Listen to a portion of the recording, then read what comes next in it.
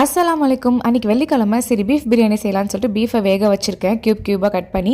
இன்னொரு பக்கம் பார்த்திங்கன்னா வெங்காயம், தக்காளி, மல்லிக்கீரை, பச்சை மிளகாய் எல்லாம் ரெடி ஆகிடுச்சு. அரிசிக்கு அளந்து மட்டும் வச்சுருக்கேன், தண்ணி ஊற்றாமல். ஒரு பிரியாணி பாட் எடுத்துகிட்டு ஆயில் அண்ட் கீ சேர்த்தாச்சு. சேர்த்ததுக்கப்புறம் பட்டை, கிராம்பு, ஏலக்காய், பிரிஞ்சி லீவ் இதெல்லாம் சேர்த்துட்டு வெங்காயம் நல்லா வதங்கினதுக்கப்புறமா தக்காளி, பச்சை மிளகாய் போட்டுட்டேன். அதுக்கப்புறம் தான் அரிசிக்கு தண்ணியே ஊற்றுறேன். அப்புறம் இஞ்சி பூண்டு போட்டாச்சு.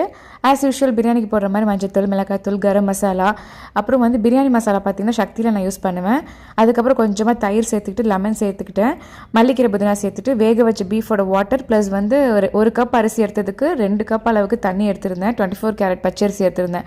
ஸோ போட்டுட்டு நம்ம தம்மில் போட்டுடுறேன். 5 minutes full flame, 5 minutes low flame வச்சதுக்கப்புறம் கமன்னு அவ்வளோ சூப்பராக இருந்துச்சு. லாஸ்ட்டாக நெய் போட்டு அடுப்பு அடக்கி வச்சுட்டேன். பசங்க அன்றைக்கி வீட்டுக்கு வரேன்னு சொன்னதுனால பசங்களை வீட்டுக்கு கூட்டிகிட்டு வந்தாச்சு. வந்ததுக்கப்புறம் பார்த்திங்கன்னா லைட்டாக ஃபிர்னி செஞ்சுக்கலாம் அப்படின்னு சொல்லிட்டு ஃபிர்னி செஞ்சு சாப்பிட்டாச்சு. வேறு லெவலில் இருந்துச்சு. ட்ரை பண்ணி பாருங்கள். பாய்.